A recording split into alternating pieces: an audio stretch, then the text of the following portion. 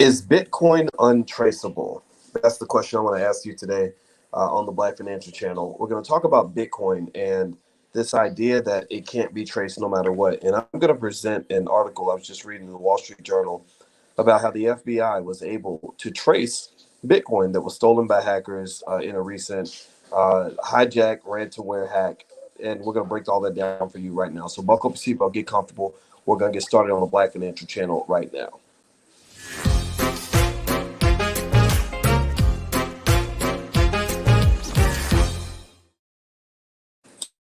Hey, what's going on, guys? Welcome to the Black Financial Channel. That's theblackfinancialchannel.com. My name is Dr. Boyce Watkins.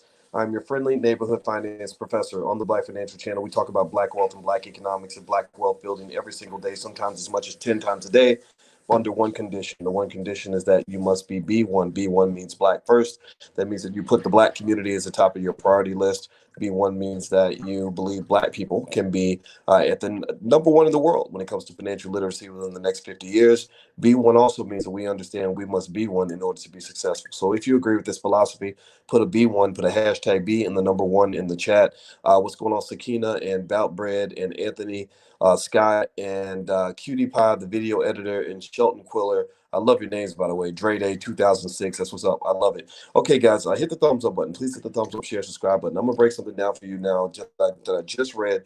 And I think this is of interest to anybody who's investing in cryptocurrency. Now, why you're investing in cryptocurrency, I don't know why, but you should understand certain things about crypto. And I'm gonna break some of this down for you. Now, let me ask you guys a question. How many of you are invested in crypto? How many of you own Bitcoin or Litecoin or Ethereum or even Dogecoin? How many of you own some type of cryptocurrency right now? Or maybe those of you who are thinking about investing in cryptocurrency, put a yes in the chat if you are a crypto investor. Okay, all right. So let's see. I see some yeses here from Marla and Emma and Coach Dewan. And okay, good. Yeah. Well, here's the interesting thing about crypto. A lot of you may have heard about one of the benefits of Bitcoin is that it is a decentralized network. Bitcoin is known as a network that is decentralized, hacker proof, that it's also kind of off the grid. I was introduced to cryptocurrency but actually, a white guy named Mark Moss, who's a really smart white guy. He wasn't the first person, but he was one of the people that really gave me a lot of good investment ideas back in the day.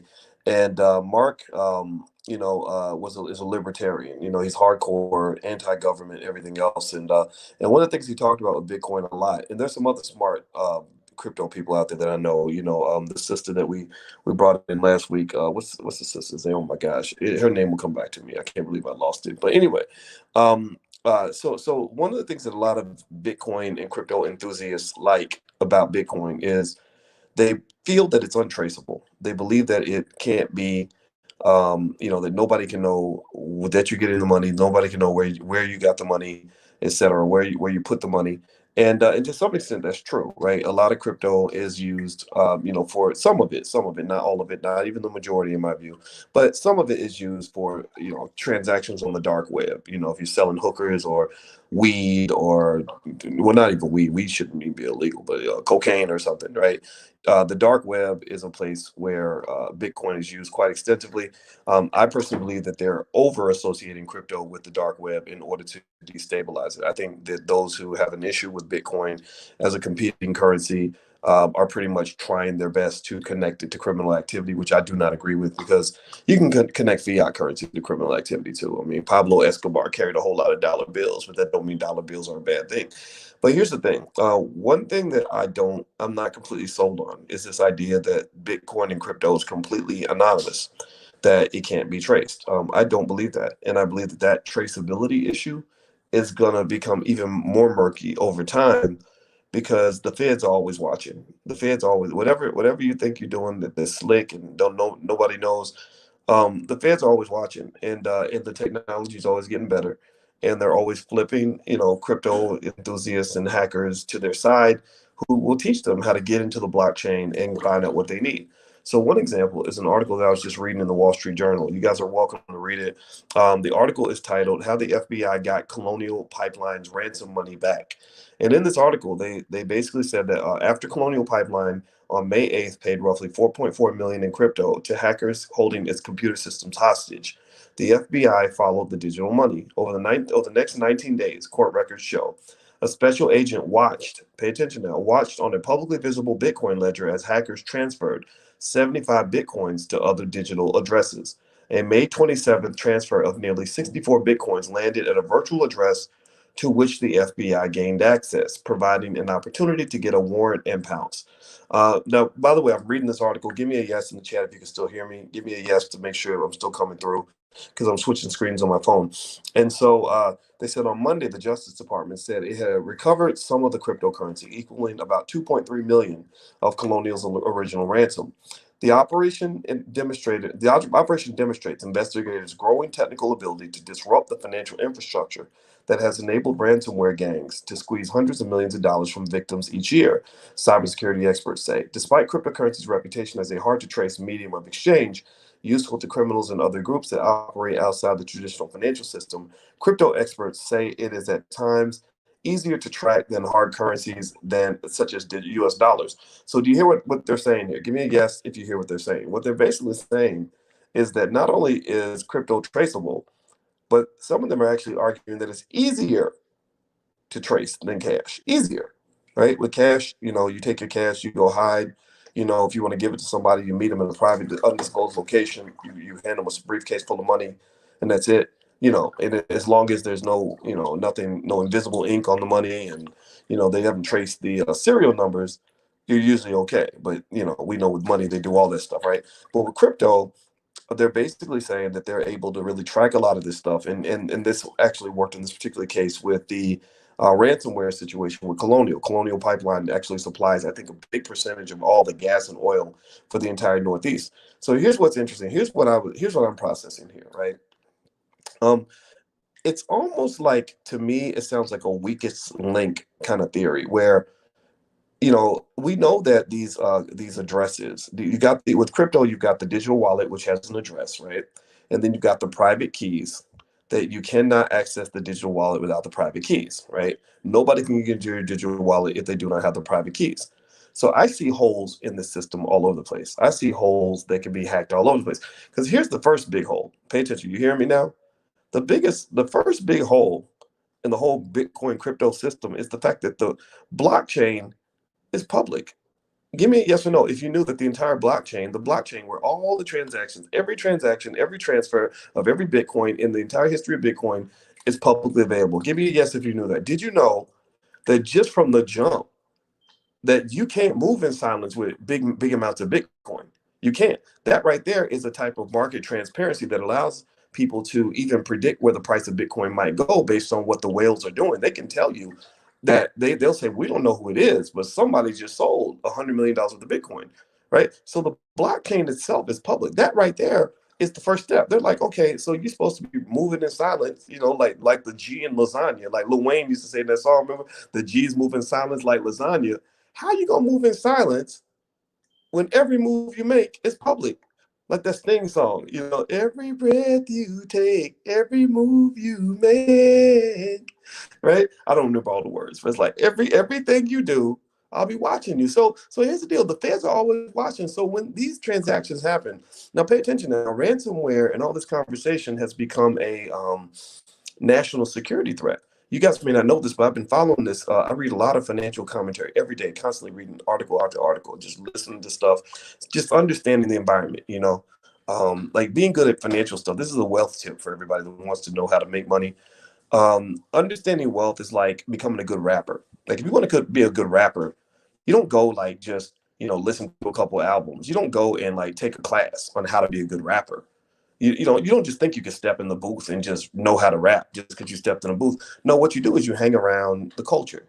You listen to everybody's music. Dr. Dre became great at recognizing beats because he would listen to all different kinds of music from all different kinds of genres. So he was able to grab a montage of sounds and pull them together and make it sound like the coolest thing in the world, right?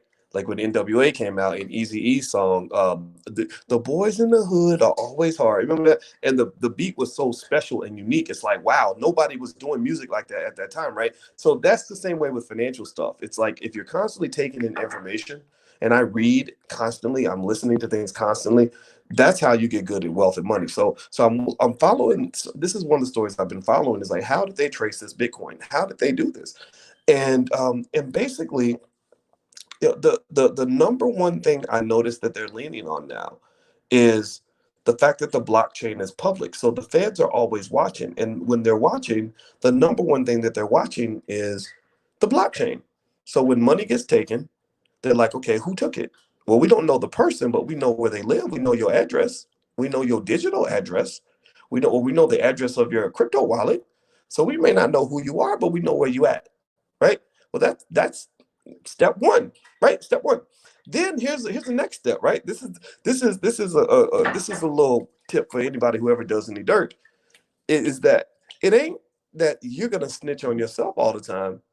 You gotta ask who's on in on it with you, right? So here's the deal with these hackers. This is where these hackers are gonna get popped in a lot of cases. They have entire networks. They have affiliate networks of all these different affiliates that they pay so when they go and they work together to do a seizure on Bitcoin, like bank robbers, they split up the cut, they split the money out. So what happens then is that when the Fed sees, remember the blockchain's public, so they see what address the money goes to originally. Then here's what they do: they say, well, who are your friends? Who are your known associates?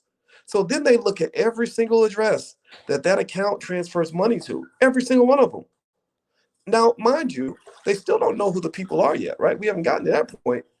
But do you really think, I mean, pay attention now, do you really think you could do some shit that's like internationally illegal, some stuff that would get you sent to prison for 80 years and have 30 different affiliates that you're sending money to, and then affiliates that they're sending money to because you don't know who they're sending their money to, and really truly think that you're not going to have a weakest link? You really truly think you ain't going to have one snitch in that pile? That's why I tell you guys, I'm just telling you, just point blank, period. If you ever do anything that you don't want anybody to know about, don't tell anybody. Like, keep that to yourself because you probably won't snitch on yourself unless you're like one of these dumb young rappers that writes a song about how he killed somebody last week. Assuming that you're not in that category, you shouldn't do it because I know cops, right? My dad was a cop.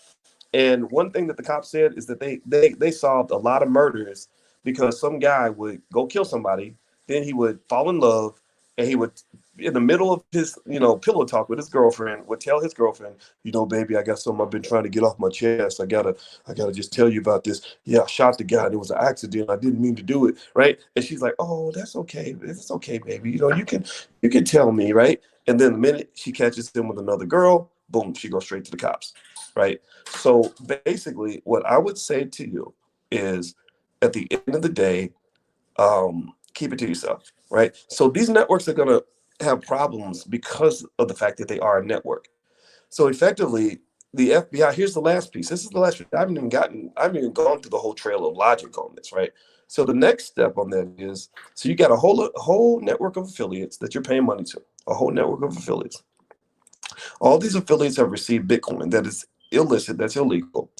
The FBI is watching the blockchain, which is a public ledger. It is very public. You can't keep something private if the first thing you do is you publicly announce anytime money is being transferred. That doesn't make any sense. How can you be private and public at the same time? It doesn't make sense, right? And then the last step is, pay attention now. They at some point, do you give me a yes or no? Do you think that at some point any of these affiliates is going to try to convert that Bitcoin into cash? Like, what's the point of having a whole bunch of Bitcoin if you can't actually like get the money in cash eventually? I mean, sure, okay, if Bitcoin was a currency where you could, buy pizza, pay your rent, and do all these other things just by sending money out of a Bitcoin address, that's a different world, right? That's the world. That's not the world we live in right now. We do not live in a world where everybody takes Bitcoin. Bitcoin at some point typically is going to have to be converted into cash for people to be able to use it to its full utility. Bitcoin's number one criticism is that it doesn't have much utility. It cannot be used for cash. So when the minute you convert even one penny of that Bitcoin into actual money, then boom, they got you. They got you because now you're dealing with the banking system, right? Because they control the cash. So I don't really, honestly, between us, I don't really know. I can't really see how they can expect to keep all this private. I really don't. I think at some point you're going to see these problems for these hackers get real big. They're not going to stop though. I know that the dark net, dark web, whatever the company is that did the hack, or whatever the network is that hacked these Colonial. I know that their servers got shut down. Their servers got shut down. So what it does is in a way it reminds me of what the tech companies did to the Republicans. What the tech companies did to the Republicans was they basically defined almost anything any Trump supporter said to be hate speech. Like anybody that pretty much disagreed with the Democrats was going to be defined as hate speech.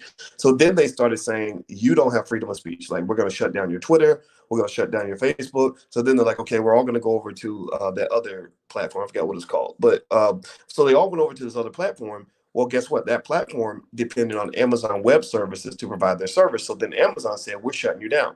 And then also they were selling their app through their app through the Apple store. Apple said, we're shutting you down. Then the Google store said, we're shutting you down. So basically, in order for you to really have a truly independent network, it almost seems to me that you're going to have a truly independent network. And it starts, at the very least, in my view, by questioning the assumption that it was Parler. Thank you, Ahmad. I forgot what it was called. I forgot the name already. But it goes back to me to questioning the assumption of, should the blockchain even be public in the first place?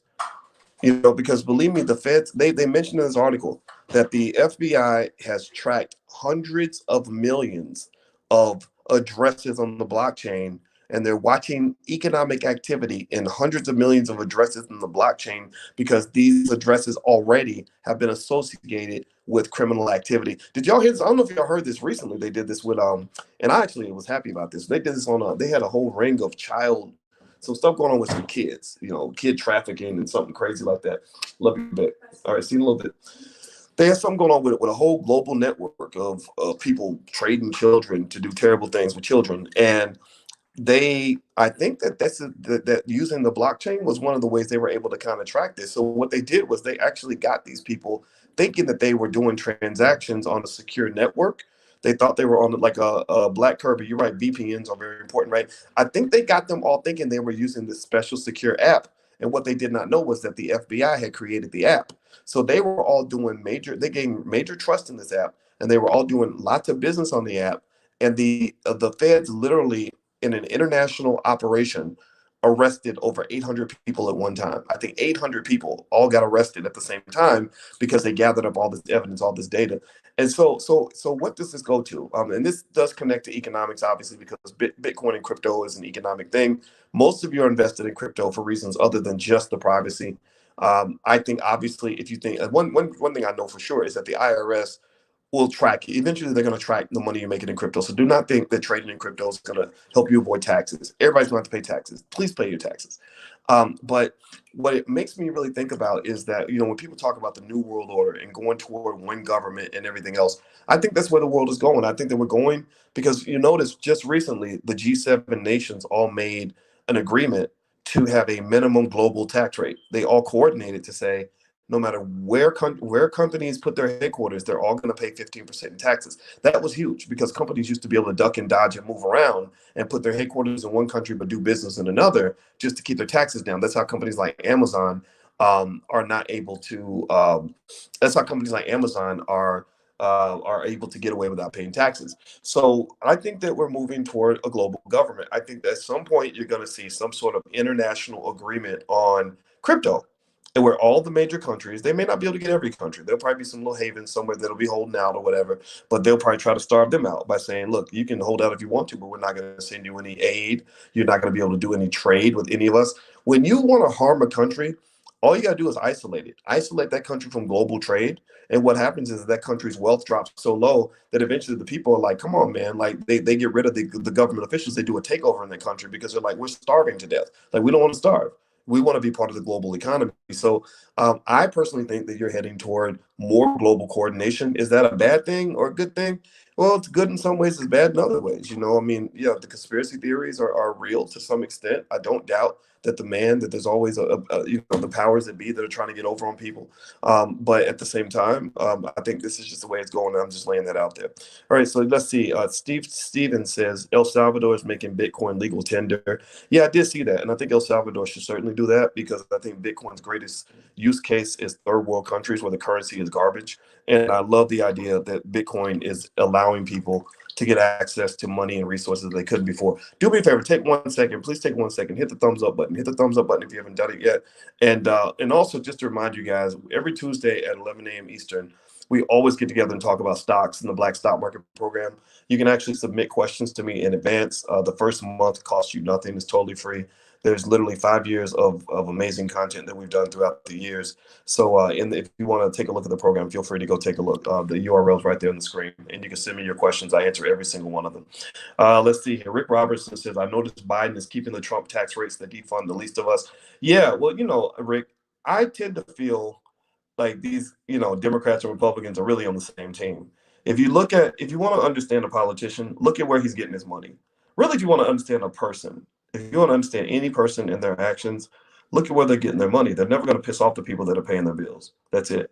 When I used to grow up, my mom would be like, if somebody ain't paying the bills in your house, then who cares what they think, right? That's why I knew that my first step toward freedom as a black man was to get to a point where a white man was not paying my bills. And that's how I can say things to white people and I don't care. Same thing is true, but then it's also true, when I deal with crazy people on the internet, like they don't pay my bills. Like the people that have provided any support for me, that's like 1%, 5% of the population. Like most people that talk about things in a negative way, they're not helping to get anything done over here. So I don't care what they think. I listen to the people that help me achieve goals. Like if you help me build, then your opinion is relevant. If you don't, then your opinion is going to be taken with a grain of salt. It doesn't mean I'm ignore you. It just means I'm not going to let you.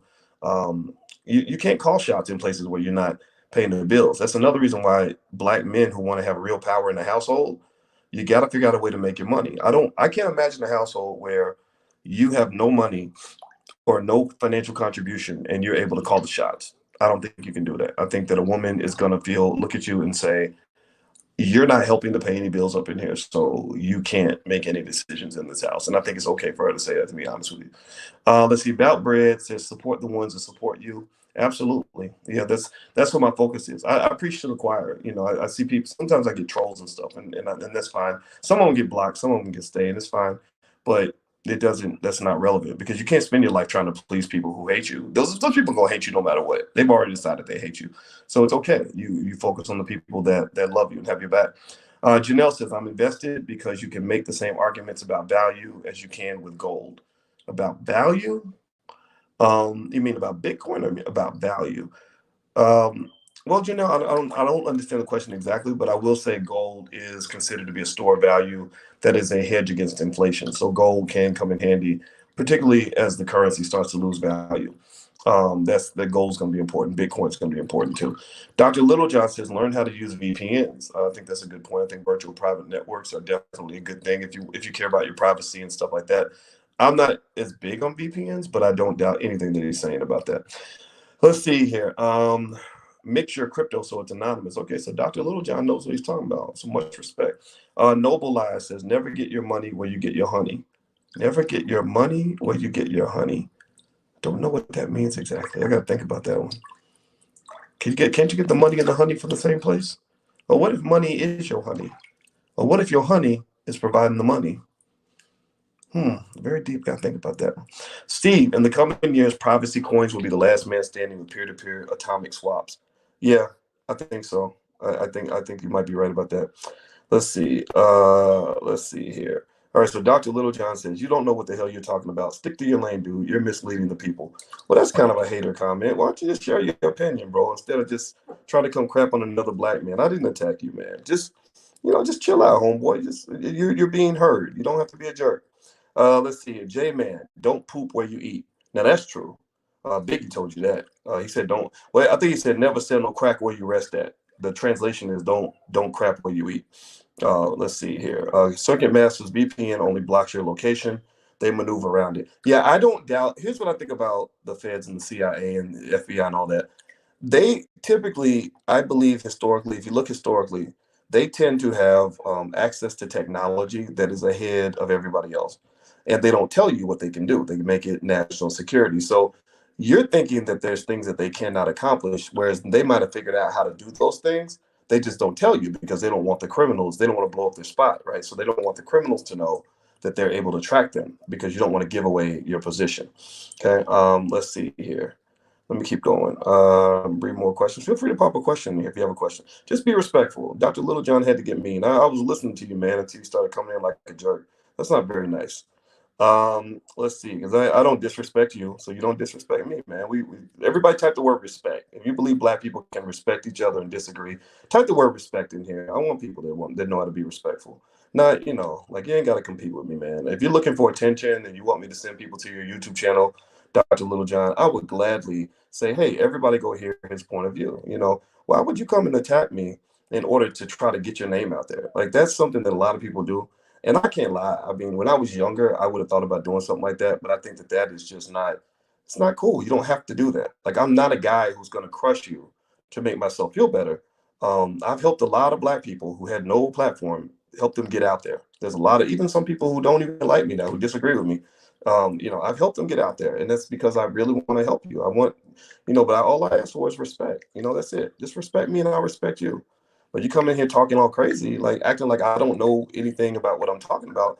Well, I've got 30 years of experience that disagrees with you. It doesn't mean I know everything. The first thing you learn as a scholar, if you're a good scholar and a good teacher, the first thing you should understand as a teacher is that you don't know very much. The first sign that you actually understand things is to understand how little you actually know. Because then you've started to gain some perspective on how big the universe of knowledge actually is. So the more I became a teacher, the more I learned how to shut up and listen because I don't know all the answers, right? So anybody who comes here and act like they know everything, blah blah, I'm like, well, you probably don't know everything. And as a person who has a whole lot, who's probably read a lot more books than you on this topic, I'm not gonna sit here and say I'm smarter or better than you. I'm just saying, come on, man. Like I don't do that. So why would you do that? Why would you even act like you know everything? Like, so don't be the guy in the room who thinks they know everything. That's not healthy or smart. All right. So let's see here. Let's see. Okay. Tanya Lee, we don't have time to disrespect each other. We have bigger fights. Yeah, go disrespect the white man. You ever notice how certain black people, we have more smoke for other black people than we do for white folks? And if I ever do that, it's okay if you say, "Come on, boys, let's focus on white people," because I actually would like to talk more about white supremacy. So I can't even talk. I could probably be accused of being guilty of that. So all of us are overcoming post-traumatic slave disorder. I mean, not just the people in the chat. Me too, I'm sure. Let's see, Rodney Sykes. Do you respect Candace Owens? I can listen to Candace Owens. Um, I respect Candace for doing what she does the way she does it because I get her point of view. I think with Candace Owens, the problem I have is when you're constantly bashing the Democratic Party on behalf of the Republicans, just because you know how to destroy something doesn't mean you know how to build. There are a lot of people who know how to destroy, who can critique the hell out of something or another person. But that's very different from actually doing something better. So Candace, when you listen to Candace's commentary, the problem I have with Candace is um, that she's typical. She's very typical in the sense that even I know a lot of black Republicans who don't like Candace Owens because I know the difference between a black Republican who really wants what's best for the black community versus the black Republican who is simply caping for the Democrats. I mean, so I'm sorry, it's caping for the Republican Party. Like you got black folks who are getting paid by the Republican Party. I think Candace is in that category. She's getting compensated by the Republicans to attack the Democrats and to use racial trauma as a weapon and a vehicle to allow her to attack Democrats, and so Republicans can win elections, so they can be the ones to ignore black people instead of the Democrats. That's very different from somebody like, say, I don't know what's the sister's name, Angela Stanton. Angela Stanton is a black Republican. She'll wear a Trump hat, but Angela will stand up for what she believes in, and Angela has a strong belief in supporting the black community, defending black children, and putting black people first. Well, if that's where you at, I don't care if you're a Democrat or Republican at that point. I consider you to be an ally. So what I really think we have to stop doing is stop defining people as quality black people based on their political party affiliation. That's what they want you to do. They want you to think of yourself as Democrat or Republican before you think about being black first. That's what the B1 philosophy is all about, is that once you decide you're black first, you can be whatever you want at that point. You can be gay or straight, you can be a feminist, you can be, non whatever. As long as you are doing what you're doing for the sole benefit of the black community, then I can at least hear you out and we can have a conversation. But if you are simply a white Republican in blackface, or a white Democrat in blackface, and you're literally repeating the same talking points as the other members of your party, I have a harder time listening to you because I know what your incentives are. I mean, Candace, I mean, you could even mention the fact that she didn't even care enough about black people to even marry a black man. Her husband's not black. Now, don't get me wrong, I got relatives in my family who didn't marry a black person. But you can't tell me anything about relating to a black man if you didn't marry a black man, or relating to a black woman if you want to go marry Becky. Like I think that it's about sort of where you are actually putting down your resources and where you're putting down your energy. If you're putting your energy in the black community, then that gives you more authority to speak on certain things. So those who sacrifice for black people, meaning that you loved a black woman and committed your life to a black woman, or you've raised black children, or you have, brought money into the black community, then those sorts of things I think give you more credibility. So if you were to ask me and say, well, what have you done, boys? What are you doing? You up here just running your mouth. What have you done? Well, I taught 1 million black people how to buy their first share of stock. That's going to be massive. I've done the math. That's going to lead to a multi-trillion-dollar increase in black wealth within the generation. Many of you in this room right now, type a yes in the chat if you were in this category. Many of you in this room have more money in your pocket. Your life is better financially right now because of something I've said in the past. Give me a yes. So every now and then I ask you guys this question because I need those who benefited to speak up. I don't want you to just be quiet, right? So give me a yes in the chat if you have more money in your pocket because of something that we've talked about. I ask this question at least twice a week because I want to make sure people know we're not just here yapping. Number two, I committed my life to a black woman. Till death do you part. I publicly stated my love, unconditional love for a black woman, and said she's the top of the pile. Like Becky cannot compete. Becky need not apply. I love black women, and this is the black woman I picked. I honor her. I honor this family. What else? I'm dedicating my time every day. All the hours of my life are spent raising black children so they can be effective citizens in the black community, so they can grow up and become entrepreneurs and leaders and intelligent black people, right? What else? I put 300 to about 250 to $300,000 into Dr. Claude Anderson's Powernomics Corporation. I've done that. Like I've written checks. A lot of people say they love Powernomics. A lot of people say they love being black. But a lot of these celebrities that say they love Powernomics, they never wrote a check to the Harvest Institute or to the Powernomics Corporation. So there's, and I can keep going. I can really keep going. And I ain't even counted, 10,000 videos I've done training black people on different topics, or 10,000, 5,000 articles I'm sure I've written over time. I'm not even counting all that because a lot of that's just talking. I'm talking about things I've actually done with my money, like, grassroots, that have been successful. Even people who now, for whatever reason decide I hate Boyce Watkins. If you look at those people's histories, many of those people wouldn't even be here if I had not said, okay, you know what? Let me help you out. Let me back you up. Go on my YouTube channel. Say your thing. I'm not going to stop you. Okay, so that's what it is. All right. So Star says, I don't understand how anyone can watch this dude. Isn't it funny how somebody can make a comment like that, but they're actually watching me? I think that's so strange to me. Like if I don't want to watch somebody, I don't watch them. Like, so you might want to think about that. Let's see here. It's taught to be black against black. No other race has that type of hate toward each other. Stay woke. Yeah, Derek, you're right about that. That black hatred, man. If you got black people that hate you this much, who needs the Klan? I know plenty of white people, and they don't give me no grief. The grief comes from black people. It's like, what the hell, man? What kind of twilight zone are we living in? Let's see here. E-Black says, do you feel that blockchains expose risks to money tracing? Yes. I think the blockchain, I'm not saying get rid of it. I'm saying that the blockchain by nature, it's public, right? So, but yet, so it's like the interesting thing about the blockchain, which I think is brilliant, by the way. I think the blockchain is gonna be around for a while. The interesting thing about the blockchain is that it's like saying, okay, we're more secure because we're public. Everybody sees every transaction, right? Everybody can see every transaction. But then they're simultaneously saying, but we're also private, right? You're very private. You can do what you want and take your money. Nobody knows. So I think that that's an interesting contradiction that I'm still seeking to understand, is how you can claim to be, claim privacy as your strong suit, but also being public is a strong suit. Like, how can you be public and private at the same time? I mean, I know it and I see it, but I don't know how those two things can coexist. Let's see. Don says he's a plant for the white man. Are you talking about somebody else in the comments? I hope you ain't talking about me. If I was a plant for the white man, man, I wish they would give me some money, because white people ain't paid no bills up in here for a very long time. Let's see here. And if you talk about, again, you talking about Kwame Brown, I mean, he made $64 million playing in the NBA. I wish I had $64 million from white people. I do a lot of stuff with that money.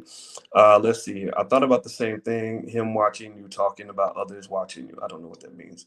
Let's see. LA, Detroit. Definitely have a greater insight on black money from the doctor's videos. Good. I'm glad I could help you, LA, Detroit. Montelier, much respect, Dr. Boyce. I respect you too. All right. So Dr. Littlejohn says, when you're misleading facts to the people, that should be confronted. Yeah, I mean, you can confront it. You can disagree. Just don't be such a prick about it, man. Why you gotta be a jerk, bro? Like I did not go to your channel but you should start a YouTube channel. Seriously, you should, because then you would actually understand what happens when you're trying to be helpful and people say stupid stuff. It's just not cool, right? So I want you to go start a channel. In fact, Dr. Littlejohn, if you go start a channel, I will tell people, everybody who thinks I might be wrong, go to Dr. Littlejohn's channel and hear his point of view. I have no fear of an alternative perspective as long as we can be respectful. Can we be respectful, Dr. Littlejohn? Can you at least give me that? If you can't give me that, then you're not. Then you might be a plant. You may not be a real person. Let's see. We need a black bank, says Sam. I think black banks are good. I think the thing about black banks is that most of them have like large percentages of white ownership, and that's one of the things that makes some black banks that appear black. They're not really black. And also somebody said, do your own research. Yeah, I agree. You should. So you really shouldn't trust everything that I say. You should trust yourself, right? So that means take your time. Like, my goal is not to tell you what to think. I'm not trying to be a black leader or a demagogue. I'm not trying to be any of that. I'm trying to give you a perspective that might help you with your perspective. At the end of the day, the people that come here, my goal for you is to get you to think for yourself. I don't want you being chasing another black leader who's gonna, tell you whatever he wants to tell you. For all you know, I could be compromised. I could be in here I really could be a plant. White people could have planted me, and I could be in here just deliberately misleading you. So don't just trust things blanketly. Go do your own research. That's how you make sure that the information fits you. Because the other thing too is that my truth may not be your truth, but we may both be telling the truth, right? But I may tell you, for example, I may say steak is really good. Everybody should eat steak, but you may like chicken. You may not like steak at all. So my truth is not your truth, right? So it's very important to remember that. Let's see. Bout Bread says, I've invested in crypto, real estate, and technology. What's your thoughts? I think that's a very good move. I think it sounds like you have a nice diversified portfolio. Bout Bread, I don't know how old you are. I'm looking at your picture. You look kind of young. But ladies, y'all need to go chase this brother down, because he's gonna have some money. People that think like that usually end up having money. It's how you think that determines a lot of things. Somebody says, don't pay attention to Lil John. Well, he's not Lil John, he's Dr. John. So let's show the man his respect. Let's see here. Tackle says, we can never stop respecting and appreciating you, Dr. Watkins. Well, I appreciate you too. Thank you so much for saying that. Leroy, since New World Order slowly being advanced into our way of living. Yeah, probably. Let's see, big pressure. How can we bring unity to our community? Well, I've thought a lot about Black unity, actually, and what that really means, what that looks like. So one way to think about it, honestly, would be to look at the white community, right? The white community is not unified at all. They're not. Democrats hate Republicans. Rich people hate poor people. The men hate the women. That's why America's going to fail. That's why their families falling apart, everything else. There's not any unity. The only area where white people could be considered unified is that they all kind of ignore Black people, right? They all kind of agree that Black people aren't that relevant. Even your Democrats won't pay you reparations or anything. But if you're looking at general unity on a lot of issues, you just don't see that with the white community, right? In order for them to be unified, you'd have to have some sort of common threat. Like if China invaded the United States, then you would suddenly see America become really unified, because we're all in danger. That's what happened with the Jewish community. If you read how the Jews invented Hollywood, you'll notice that there was a severe lack of unity in the Jewish community. Like, everybody thinks the Jewish community, they all on the same page and all that. No, no, no, no, no. You had the Orthodox Jews, and then you had the Jews from the East Coast, those on the West Coast. You had the Eastern European Jews. I'm not even an expert on the Jewish community, but reading that book really sort of brought to light to me how much division there was in the community. Like, they fought just like us. Like, the stuff they did to each other, it's like, wow. Like, so we're not the only crazy people out here. Like, there's other communities are crazy. It's just that their crazy isn't put on full display. they don't display their crazy publicly the way media does with us. Like they love to show crazy black people because that's really entertaining to watch. But the reality is that all the communities have a lot of chaos. Um, my wife is a therapist and she sees, clients that are not black.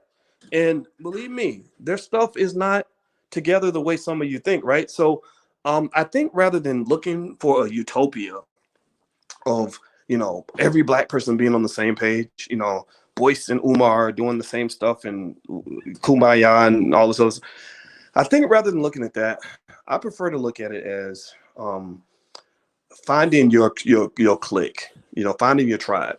How do you get gang affiliated? Because the world is gang affiliated. The world is gang affiliated. What do I mean by that? Well, if you look at the definition of what a corporation is, a corporation is simply a nexus of relationships. That's the definition of a corporation. And what does that mean? That is a web of people that have, in that particular space, found some unified purpose that they can all pursue together that makes them better off than they would be if they were not together, right? So one corporation, one gang affiliation will be like Apple. Apple is a nexus of relationships, thousands and thousands of people around the world who all work for Apple. They wear the same colors. They're all on code. They all have the same agenda. They all follow similar rules, right? And as a result, they built this $1.7 trillion behemoth of a company that cranks in about $300 or $400 billion a year, right? They make $100 billion a quarter as a team because they're all gang affiliated, right? Now, here's what I want you to pay attention to, right? Now, most of these people are probably white, right? But are they all the same on every level? Are all these people the same? Like, do they, are they all Christians? No, if I'm sure they talked about religion, they'd be arguing, right? The Christian would be arguing with the Muslim, who'd be arguing with the Jew. Are they all feminists? No. If they got together, the feminists would say men suck, and and then the men would be like, some of the men, the toxic men would be like, no, women are terrible, and and pimps up, hoes down, and stop simping, like you have your extremes in that area, right? Or LGBT people would have an issue with straight people. Democrats definitely have an issue with Republicans. But here's the thing: pay attention now. I want you to listen. This is a high level thought. A lot. I want to talk to the people that get what I'm saying. At the end of the day, their agreement is very basic. It says when you're in this space, you can be whatever you want, as long as you're Apple first, as long as you're A1, like the steak sauce. They're Apple first. They're A1. So it's like you could be whatever you want to be when you walk out that door. You can be a Christian, you could be gay, you could be straight, you could be a Democrat, you could be a Republican, you could be whatever you want to be outside that door. But when you walk in that door, you have to be A1, Apple first, right? That means that Apple has to be at the top of your agenda. And then you could be everything else, because that's the only way you can achieve a common goal. So think of this space in the same way. In this space, when you walk out that door, you could be whatever you want to be. You could be Democrat, Republican, you could be gay, straight, educated, uneducated, rich, poor, Democrat. I don't care what you are. I don't care what your affiliations are outside of this. But in this space, in order for us to achieve this specific goal of the what I call the Black Core 3, Black people educating our own children, creating our own jobs, supporting Black businesses, you have to be B1. In this space, you have to be B1. And that's what Apple does. Apple says, look, you ain't got to be here. If you're not A1, that's okay. We're not going to get mad at you. We're just going to fire you, right? So in this space, it's okay if you're not B1. It's okay. You don't have to be B1. But just know, if you're not B1, we're going to fire you. You're not welcome here, right? Apple is not out trying to be popular and trying to get as many employees as they can. Apple is trying to get as many people on the team who can be on code, who agree with the agenda.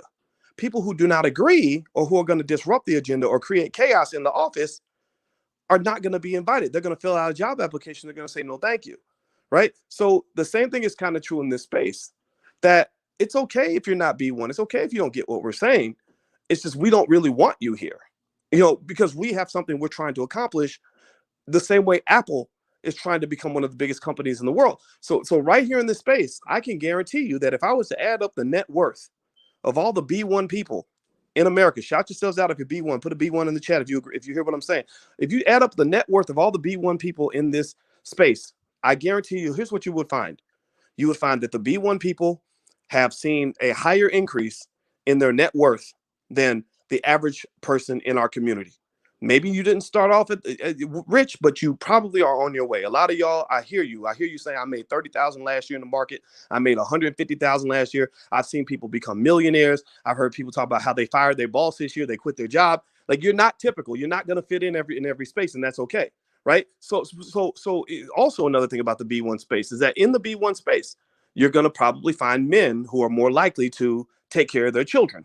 Right. You don't really find men in the space who hate black women and talk crap about them and say that they're terrible people, or have a bunch of kids and abandon them. No, most of the black men, shout yourselves out if you're either a black man or if you have a black man that you know is taking care of his kids, put his name in the chat. The thing is that the men in this space are not the types of men you're going to find out there in the street. Just like Apple employees, the average Apple employee is probably a little more technical savvy than the general population. The average Apple employee believes in Apple's philosophy a little bit more than a person who's outside that door. The average Apple employee probably has a higher income than the typical person because they're working for a company that's winning. They're on the team that's winning, right? So the thing is that with B1, what I'm really proud of in this space is that the people in this space, you can talk to all the shit all day that you want. You can say whatever you want about the B1 and elitists and with this and with that. No, but the B1 people are winning.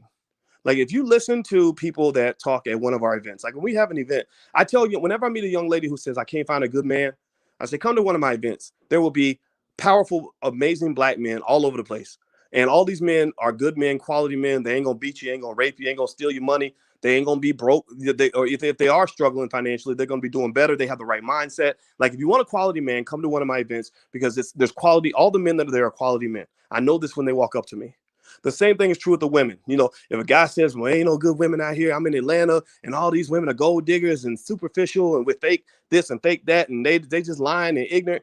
I say, no, just if you come to our events, the women that show up are quality women. They have, this is called, it's statistics. They call this self-selection.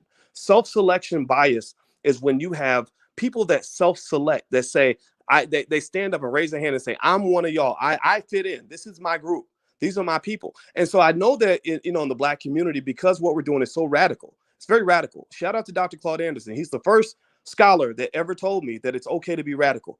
When back in 2006, when I met him for the first time, I said, man, sometimes it was in Louisville, where I'm actually going to be doing an event next week with this group, meetinc.org, MEETINC.org. It's a knowledge fest, and Red Pill, Blue Pill is going to be there. Brother Ben X will be there. I think it's called Black World Order was going to be there, which I looked them up. They're doing really amazing stuff.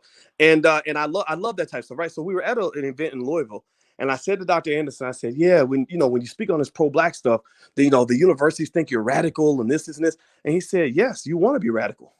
He said, that's the only way you're making a difference. If you're not radical, if you're not shocking people, if you're not pissing some people off, then you ain't doing nothing. If you're just saying what they want to hear, then you're just going along to fit in.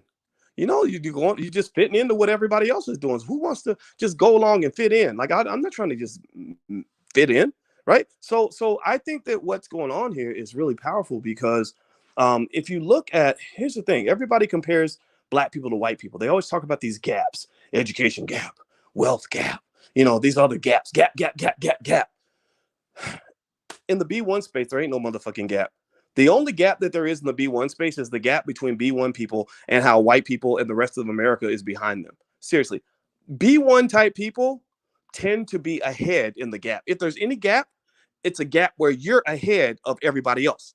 It's a gap where you're investing more than everybody else. It's a gap where your kids are doing better than everybody else's kids. It's a gap where you are learning at a faster rate than everybody else is learning. It's a gap where your family in a generation is going to be better off than other people's families. And it ain't no elitism thing. I don't even know when they talk about elitism, what does that mean? Is black excellence by definition elitism? No, I think black excellence is simply black excellence. It doesn't mean you think you're better than anybody else. There's nothing wrong with me thinking that I'm special and excellent.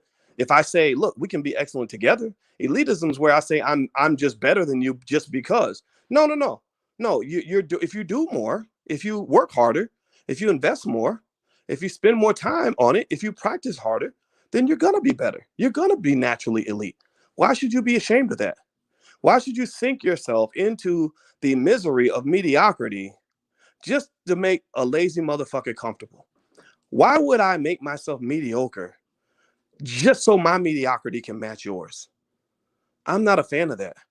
So that's my view on it, and that's what I hope you'll hear. Um, because I know some of you are probably going through what I've gone through. I go through stuff where people say, oh, you think you think you're better than everybody because you talk white, or maybe I think Aaron's comparing me to Dr. Umar because you're right. Dr. Umar is a great speaker, greatest speaker I've ever heard, but he never built that school, and he did a lot of stuff that didn't make any sense. So you can say what you want, and the reason you're saying that is because that fits like that. People like that will always have a bigger support base in the black community than people like me, because what we're doing is radical. It's not radical to give a great speech and to do what black pastors have been doing since forever. But if you notice, the black pastor is rarely, not all the time, not every pastor is like this, but most black pastors are not able to actually move their congregation forward in terms of success and well-being. Most black pastors are only able to give you a good speech. And so the people that I love talking to are the people who will listen to a pastor hoot and holler. Have you ever gone to a church? I'm not making fun of all the pastors now. This is not me making fun of the church. But have you ever gone to church and literally like listened to the pastor talk and realized like he sat there hollering and screaming and he literally only said one thing for 2 straight hours? And everybody's jumping up and down, rolling around the aisles, and Lord Jesus doing praise dances, and they're playing the organ, and everybody's jumping up and down. And you're the weirdo who is sitting there, and you're just like, I'm not feeling any of this, because all you said was Jesus walked. And you said it 85 times with 87 different voice inflections, and people are reacting to your voice inflection like they're at a concert. I don't know if anybody's ever gone through that, but this is one of the things that unify me and my wife. We do not go to church. It's not because we hate the church or we hate black churches or anything, but we don't go to church because we go to church and we're like, this motherfucker, he been talking for 2 hours. He ain't said nothing. Give me something that I can process. Give me something that's going to make my life better. Don't just say one thing.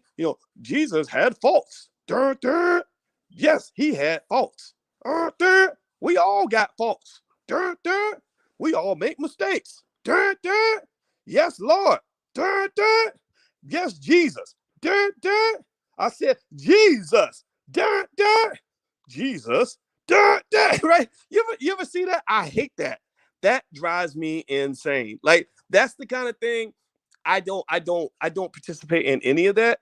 I know a lot of pastors who are very smart people, but if you preach like that, just know I know what you're doing.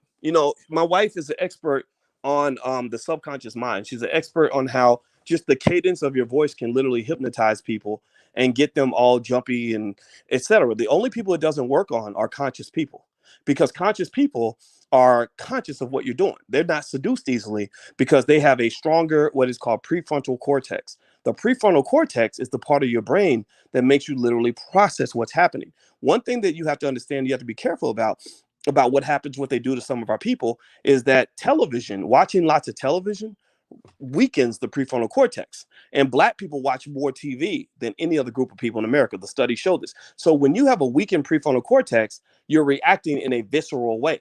You like something because it sounds good. That's why a rapper could make a song about murdering and killing your mama, and you'll dance to the song because it has a nice beat. You're not processing what's actually being said in the lyrical content, right? So if you really want to understand, the essence of white supremacy, but not just white supremacy, it's deeper than that. It goes down to capitalist brainwashing. The capitalist system. I'm not a hardcore capitalist, because the capitalist system in the Industrial Revolution, they found subtle ways to brainwash the American public into believing that a woman was a better person if she abandoned her kids and went to work every day than she was if she stayed home with the children. Did y'all know that? They were like, we need more workers. So we got to tell women that the only way to be a strong woman is if you work. And if you don't work, you're not a strong woman. So it got to the point where just like some of what you see in our community, where you have some men that will call a man a simp because he loves a black woman, or because he'll help take care of some kids that need a father, right? Well, the same thing is true there with feminists. You'll hear feminists make fun of a woman who stays home and takes care of the kids. Well, who's more important in the household? There's not another person more important on this planet than the people who raised us and gave us life and love when we needed it. Do you understand what the world would be like if every mother quit her job tomorrow? If mothers did not do their jobs, you would have a whole world full of serial killers and rapists and axe murderers, because all these children would grow up with severe antisocial disorders that result from the fact that you need a mother's love just to function in this world. You need a mother's love to function in this world. And in fact, actually, when you really look at some of the, and I'm not challenging the whole manosphere, some of that I can agree with. I mean, I'm a man, I get it. But some of the manosphere, you got to be careful, because you've been infiltrated by a lot of men who never received a mother's love, and that translated into a kind of aggression toward all women. If I grew up hating my mother and thinking my mother was a raggedy bitch, then I would probably grow up thinking almost every woman I meet was a raggedy bitch, because deep down I'm mad at those women the same way I'm mad at my mother. Right. And so you kind of have to understand these things. And when I say these things, some people are going to get it, some people aren't, but I don't think most people are going to get it. I really don't. I just lay it out there for the people that kind of want to understand, like, you're not crazy. Like, if you're seeing this, the same thing I'm saying, maybe I'm providing some context to help you understand it better, because I don't think you really want to try to just fit in into a toxic culture, because that'll make you toxic too. Let me see here. MG, thank you for your donation. He says, did you cop that new Lil Durk and Lil Baby is fire? No, I didn't. I didn't. Lil Durk, Lil Durk, Lil Durk. Didn't Lil Durk get shot? Is that one of the rappers? I know Lil Baby. I don't think he got shot. And what's up with these black men calling themselves Lil? Why black men gotta be little? Why can't you be Big Durk? No disrespect. I ain't gonna talk about Durk. I ain't dissing no rappers now. But I'm saying, like, what's this, like, Lil this and Lil that? And Lil Baby, like, you're a grown man. Why are we a baby now? I don't get it. Maybe that's probably the part where I'm just old fashioned. Like, I don't, back in the day, anybody remember back in the day, like, if a man was rapping, he wanted to be big. Like, I'm gonna be Big Boys, I'm gonna be Big D, Big John, Big Billy. I don't want to be little. I don't get it though. I don't get it. Let's see here. Somebody says some dudes can't even cook. His father is Big Dirk. Okay, is that his name for real? Let's see here. Somebody about Bread says I'm 35 and I appreciate your thoughts. Yeah, man, I'm really proud of you. I think that the way you what you just described. I'll say this, like, ladies, if you really like men that are forward thinking economically, just ask him about his thoughts on money and investing and all that, and just listen. Like, don't talk, just listen and let him talk, and let him kind of tell you what his thoughts are. Like, so if he's forward thinking, like if he's got plans, and he's also, look at his actions too.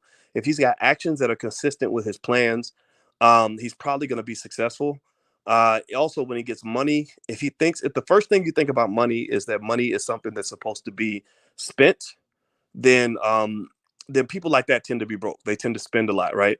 But if he thinks of his money, like when I get my money, the way I think about money is, first thing I think about money is I invest it. When Alicia and I went to go buy a car about 2 weeks ago, we got a new car, and there was a lot of nice cars, and we could have got the car we wanted, but I was like, I saw a car that I really liked. It was this really nice Navigator, like 2021. I was going to get this Navigator, and I saw the price, and I was like, I don't really, this money, I could take this money and flip it, by investing it. So instead of getting the 2021 Navigator, I got a 2018, and it wasn't a Navigator, it was an Infinity. And it was like, I did that not because of affordability. I did it because I started thinking about opportunity costs. I started thinking about what would happen um, if I took this money and spent it on a car instead of taking this money and putting it into my investments. So typically a man or a woman that's going to end up having money is a person where you're thinking invest first, spend later.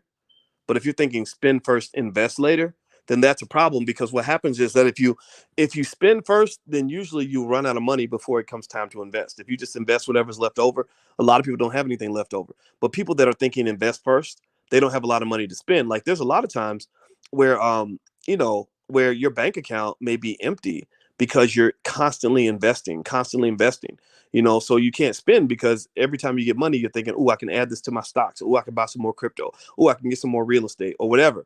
Right. So if you hear that, usually successful people live by a certain culture and a certain code that predicts their success. Like, you could have talked to me 25 years ago. I swear to God, people that knew me 25 years ago, some of them still listen to me now. They think I'm crazy, and I know I am. I probably am. But they'll tell you 25 years ago, I was kind of the same guy. I'm 49. I'll be 50 this month. And when I was 25, I have articles I used to write about race and racism back when I was 25 at the University of Kentucky. Some of them are still on the internet, I think. And a lot of people, I was weird then too. Even at 25, I did not, it was like either if I was part of a group, either I was the alpha of the group or I wasn't in the group at all. I never pledged a fraternity. No disrespect to anybody that's in a fraternity or sorority, but every single fraternity invited me to pledge, and every single time I was like, no, I don't think I want to do that because I don't want to pay. I don't need to pay money to be part of a group. That didn't make sense to me. I didn't understand that. And then when I joined a group, I got to take orders from these people that I don't even know, who are probably not qualified to lead me to anything successful. Like, you're not qualified to lead me to the place I want to go. I wanted to go to a place that a lot of black men don't go. I wanted to be extremely highly educated. I wanted to be extremely wealthy. I wanted to be extremely powerful. I wanted to be extremely successful. I wanted to be extremely happy. And that doesn't come with any blueprint. There's no fucking blueprint for how you can really hit the extreme. The blueprints are for people the blueprints will help you like get a nice job, or help you fit into a group, or help you have a regular life. And I think that's okay. But I didn't want to have a regular life. So everybody who doesn't want to have a regular life, that's the kind of stuff you have to custom design. You got to custom. It's like a car. Like when Shaquille O'Neal goes to get a car or a suit, he can't go to Men's Warehouse and get a suit. Shaquille has to get his stuff custom made because he's trying to live as a man that's 7 feet tall, probably about 300 pounds, 350 pounds by now. So he's got to get everything custom made. So some of you that really want to be big, like if you're really trying to go through life and be 7 feet tall, 350 pounds in terms of your success, economically, educationally, or otherwise, you've got to design that. That's got to be custom built. Do you get what I'm saying? Do you understand what I'm saying? That level of success has to be custom built. It does not come in some sort of like little package where it's like, oh, just go to this public high school and get a bachelor's degree, and then you can go get a master's and maybe become a dentist. Like, no, that's not. Mm-mm. And when I talk to my kids about their future, we don't talk about none of that stuff. We don't talk about like what job you want and what, well, you can do this career and you can get you get a good job. No, we talk about endowments. Like, okay, here's how, if you invest this amount of money every month, and you do this until you're this age, you're going to have this much money. And then when you have this much money, you can flip that and start a business where you'll be the CEO and you'll be the boss. And we don't even talk about the educational part. I just assume that somewhere along the way, um, the family culture will kick in. The culture of the family is you read and you get knowledge based on what it is you're trying to do. So whatever you're trying to do, your education should be custom designed. It can even be something simple and stupid. Like right now, for example, I've really been having fun playing Call of Duty. And by the way, I'm gonna put my Twitch channel up here if anybody wants to come and hang out. Because sometimes me and the guys just talk. I love just hanging out with the young guys and talking about life and everything else. And so we started playing Call of Duty, right? And I was really terrible at it. There's my Xbox ID if you want to follow me. Or actually, I'll put my Twitch. There's my Twitch channel. So follow me on Twitch. And it's like I was terrible at Call of Duty. I was really bad, and I didn't want to suck at it forever. So you know what I did? I spent a lot of time watching YouTube videos on how to get better at Call of Duty. That became my new hobby. My wife thought it was hilarious, but I was like, I need to do something other than the stuff I've been doing because I've been such a workaholic most of my life. I need to find some other passion that is fun for me. So I didn't want to play and be bad. So I just studied and studied and studied and started following YouTube channels and everything else. And now I'm better. I'm still not that great, but I'm better. Right. And I think the same rule can apply to anything you want to do. If you want to become good at investing, then just every day read articles about it. Every day listen to commentary about it. Every day, follow YouTube channels on the topic. Every day think about what you're going to do with money when you finally get it. Just every day, if you make that your obsession, then you're going to be good. And you're also going to have a unique type of success that will be different from most people. A lot of people are looking for the cookie cutter.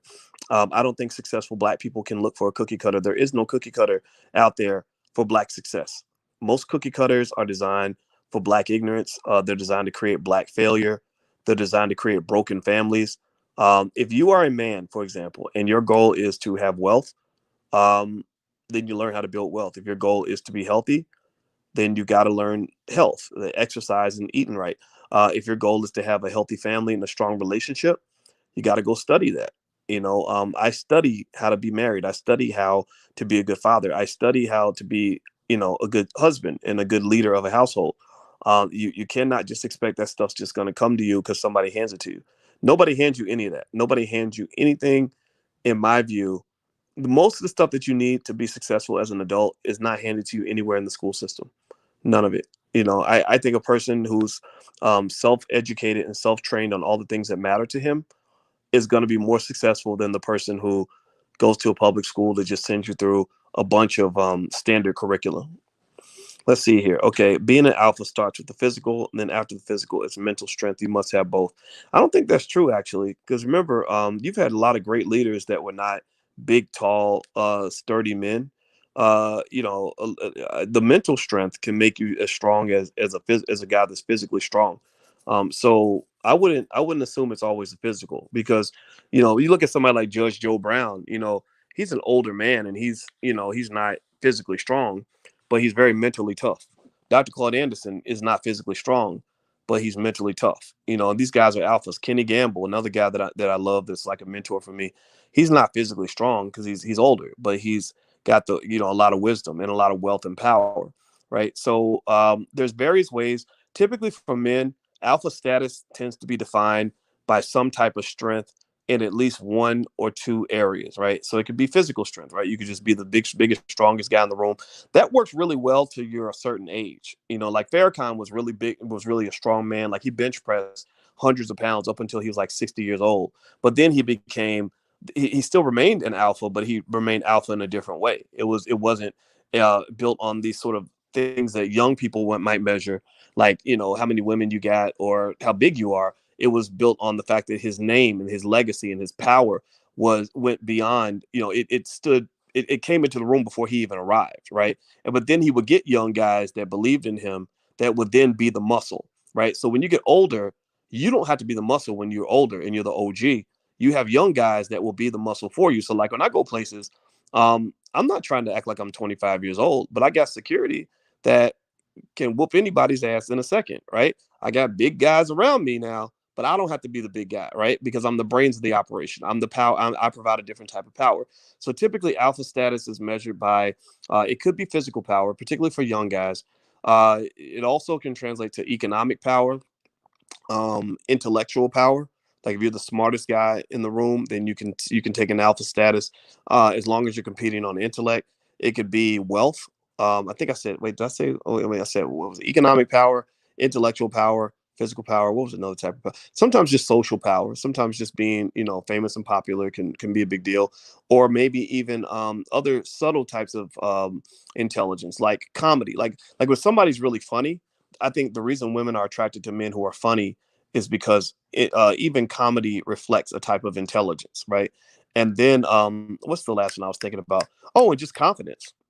Like I think confidence is a big deal. Because you have a lot of people that are very strong that are scared, right? So if you have confidence, I think that can allow you to emerge in the alpha status, but you got to know what you're doing. So if you think about that combination between like balls and brains, you have some men that'll have all the balls but none of the brains. Guys like that get killed. Right? Guys like that have all the ball. It's like when I play poker. Poker is a great game of strategy, psychology, and math, right? So you have to have balls to play poker. Like when you play poker and you go into a big hand where all your chips on the table, you got to be ready to lose and you can't be scared, right? But you also have to have brains. You have to know when to pick your battles, when to back away, and fight another day. You have to have strategy, right? So guys who have all the balls and none of the brains get killed. Just like in poker, when I see a player, like I'm really good at poker. I've told you guys that, right?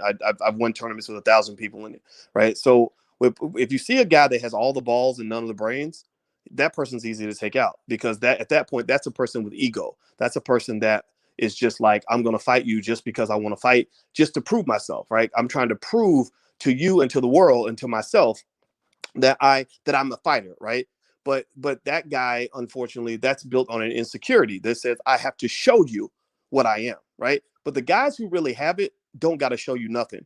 Like Magic Johnson, when they told Magic that he wasn't going to be allowed on the Olympic team when he got AIDS and everything, Magic said, "I do not need a committee to tell me I'm a great basketball player. I already know that." Right? So guys who already kind of have it, they ain't got to show it. Like guys, people that got money, a lot of those people, you'll never know they have money because they don't really need to prove to you they have money. They're comfortable with the money they have and they know they have it. Why do they need you to validate that? Right. So in poker, the players that have balls are easy to take out because they're just throwing their balls around and trying to confront everybody, and people like that eventually lose.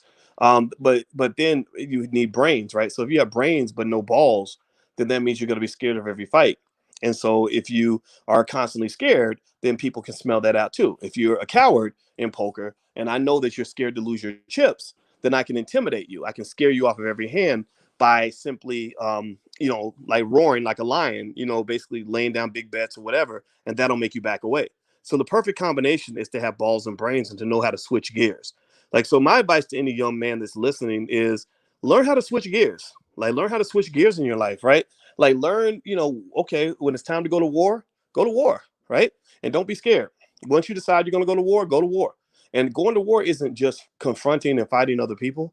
Going to war means going to war for anything you believe in. It might mean going to war with your weight. Like I'm declaring a war on obesity. I'm gonna lose weight no matter what. Ride or die to the end. I'm gonna do this, right? You made that decision. You go to war. Going to war for your woman. Like, I'm gonna go to war to make this relationship work no matter what. I'm gonna do everything I can to make this happen, right? Or it might mean going to war with another person, right? But then when war can be avoided, then avoid the war, right? Be man enough to say, I really know I could probably beat you in a fight, but I really don't want to have to do that, because even if I beat you in this fight, we're both gonna bleed. Like, you might win, but I can make you bleed, and I might win, but you can make me bleed. So rather than us, okay, so let's say I'm a 9 and you're a 6.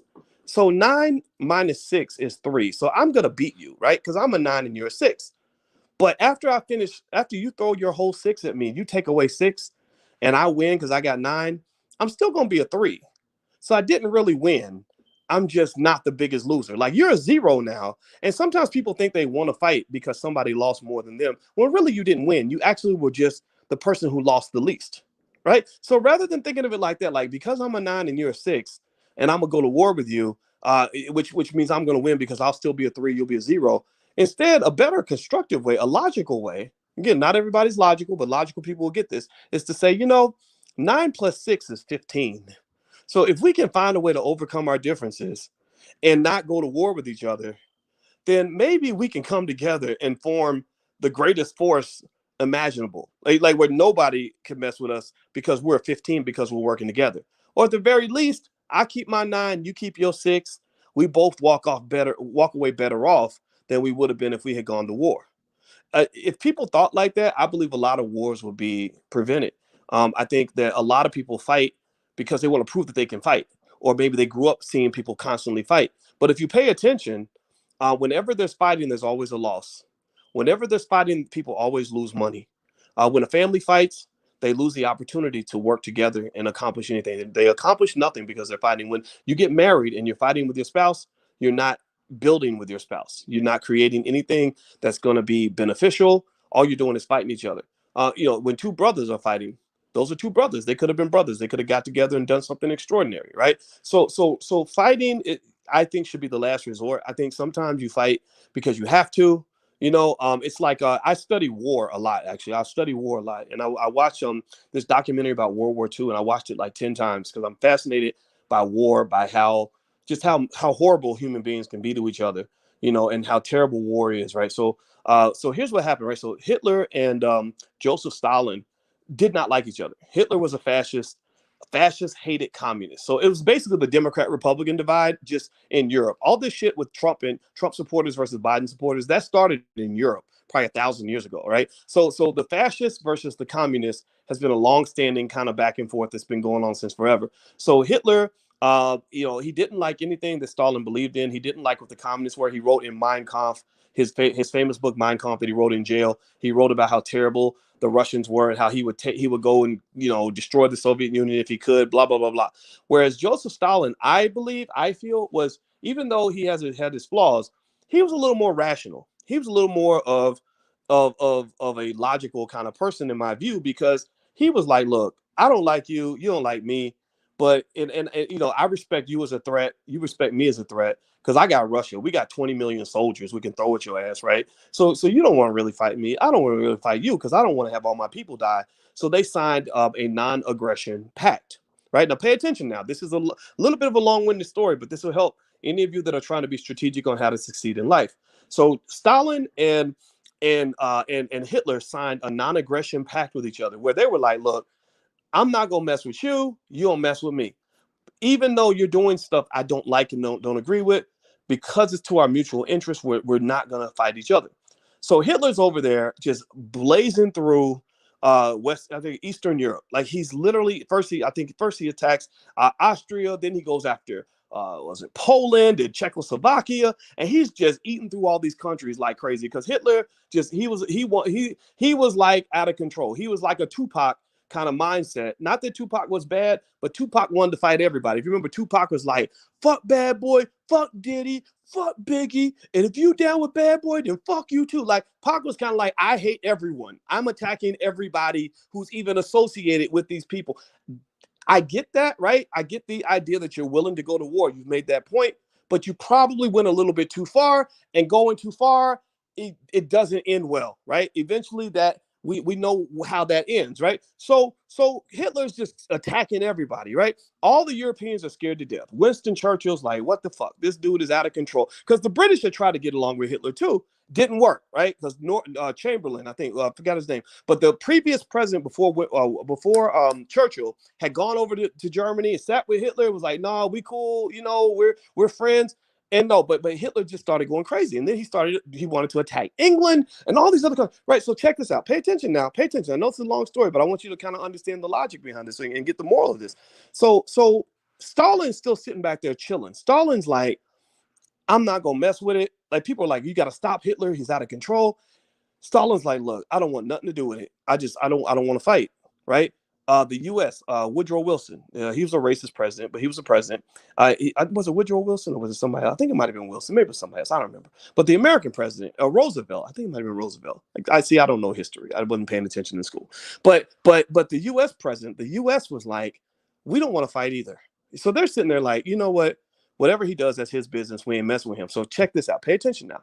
Here's the mistake that Hitler made, because Hitler was dishonorable. He was not an honorable person. He was crazy. He was a gangster. He wanted to fight everybody. He violates the non-aggression pact that he made with the Soviet Union. So he's like, oh, I'm feeling myself. I'm the shit, right? Nobody can stop my army. We've got the best tanks. We got this blitzkrieg. We're just taking everybody down just in literally in a matter of days. All of our soldiers are doped up on these new drugs that we've created or whatever. So we're going to go take Russia too. We're going to take, you know, you let me eat on everybody else's plate. Like you let the bully run through the school and you're not messing with him. And then the bully comes over and is like, I'm going to take your lunch too, right? So he attacks and invades the Soviet Union. And anybody that knows the history of war knows that that was the biggest mistake Hitler ever made. Let me tell you what happened. So he goes into the Soviet Union and he's working his way to Moscow. He's tearing through villages. They're beating, they're burning shit down, raping women, you know, killing the children, just doing everything, right? And then and then Stalin's like, damn, man, like we had an agreement, bro. Like, why are you attacking me? Like, leave me alone, man. I wasn't messing with you, right? So Stalin is like devastated. He's like, he's hurt, he's sad, he's worried, he's scared, he doesn't know what's going to happen. And then Hitler actually goes to Stalingrad just to really try to insult Stalin and to establish his so-called alpha male dominance over Stalin. You know, again, this is where this whole balls over brains mindset, this whole like, I'm gonna be the alpha no matter what mindset, it can destroy you if you don't understand how to be logical and intelligent in your moves. So Hitler goes deliberately to Stalingrad and says, I'm going to take your whole entire bitch. He says, I'm going to go to Stalingrad and the city named after you, and I'm going to take your city with your name on it, right? Bad move, because that, in my view, this is the world according to Boyce. Don't give me, if you disagree with some of this, then just know this probably means you're smarter at history than I am. This is what I picked up. This was my interpretation. I'm going to share it. This woke Joseph Stalin up. So Stalin said, okay, you want to play like that? I tried to be nice. We tried to be cool. I wasn't messing with you. Okay. So you know what Stalin did? Stalin sent 1 million troops to Stalingrad, and then he sent 1 million more, and then he sent 1 million more, and he sent so many troops that he beat the living shit out of the Germans. And then the Russian winter hit the Germans. They weren't ready for that. So they had all their soldiers spread out because they're trying to fight everybody. So your resources are spread too thin. And they're out there in frozen ass Russia and fighting on enemy territory with no supplies, no nothing. And because again, because they had this like we gonna fight to the death with type of mindset, and Hitler would not let his troops even come back because they were like this no surrender kind of thing. Again, ego. Ego will destroy a man. Just don't let your ego destroy you. So because of ego, they refused to give up. So they lost the bulk of their army right there in Russia. And then when the generals finally started to disobey Hitler, when they told Hitler, like, man, fuck you, fuck your great vision for this empire, we're going home, we're leaving. No, the Russians like, oh, no, come back here, bitch. No. You want to fight? Okay, let's fight. Because by that time, the Russians had produced thousands of tanks. They had millions of bullets and guns and millions of soldiers. So they said, no. Not only are we not going to let you go home, we're going to chase you all the way back to Berlin. And we're going to do exactly to you what you did to us. The same way you came through our villages and you raped our women and burned down our shit and killed our children. Oh, we're going to do twice as much to your people. We're going to burn right through Germany, and we're going to fuck up everything that you ever loved because you created this kind of hate. You made us hate you. We were cool. We weren't messing with you. We didn't do anything to you, but you had to come and pick a fight because your ego was so big that you got greedy and decided that you somehow thought that kindness is the same as weakness. You understand? Some people, there's men out here like this. I know guys like this who will be very polite to you, very kind to you, because they don't want to go to war with you. But then you poke at them and you poke at them and you poke at them. You're like, oh, well, you being nice. Oh, only a punk is going to be nice. Oh, you being nice. You must be a simp. You must be. Y'all know who I'm talking about. Some of y'all are in this chat. I know because I was like that. Like, okay, you can mess with me. But the minute you spark something, it's like, okay, I'm about to show you what you messing with. You have crossed that line now. Now it's time. Now it's on. And so what I kind of so what I learned from this is that in that particular situation, the biggest mistake Hitler made was he didn't have the humility or that is required to engage in strategic thinking. Just because you're strong, that does not mean you got to beat the shit out of everybody within a 100-mile radius. Right? Just because you have power doesn't mean you got to walk and with a big stick and whop people upside the head with it. Right? Some people walk softly, but they carry a big stick, but they don't want to use the stick because they understand that everybody's better off when you don't go to war.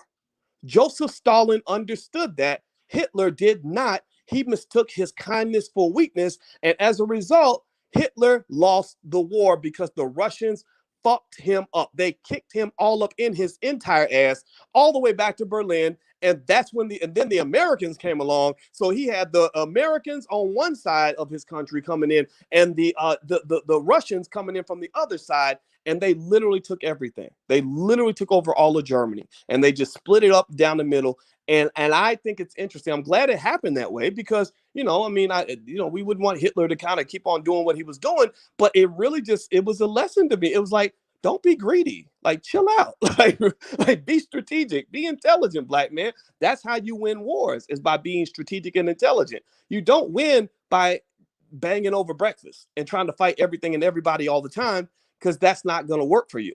So that's my 2 cents. That's my little story for the day. I know we didn't plan on talking about all of this, but I thought that was the most fascinating thing in the world. And I think if you really study war, you learn a lot of lessons from war. And so anyway, I'm going to go. This was fun. I hope you guys have a good day. And like I said, there's my Twitch channel. So if you ever want to come hang out with us on Twitch, feel free to do that. It's right there on the screen. I'll talk to you guys later. This week, during the week, I tend to talk about more financial stuff. It's just the weekends when I get a little bit crazy and kind of go off on these interesting little adventures. So consider this like an intellectual field trip. So I'll see you guys later. Have a good day. Hit the thumbs up button on your way out, and I'll talk to you guys soon. Take care. Peace.